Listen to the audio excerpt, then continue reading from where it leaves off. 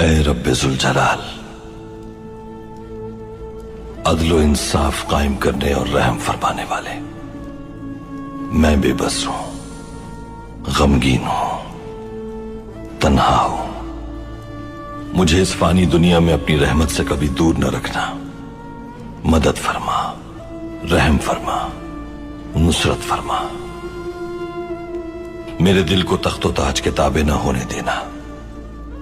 مجھے طاقت کے اور منصب کے زوم میں مبتلا ہونے سے محفوظ فرما۔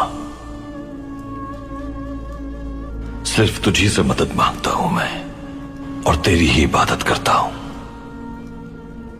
شیطان کے شر سے میری حفاظت فرما میرے رب۔ دنیا میں غافل ہو کر آخرت بھولنے سے محفوظ فرما۔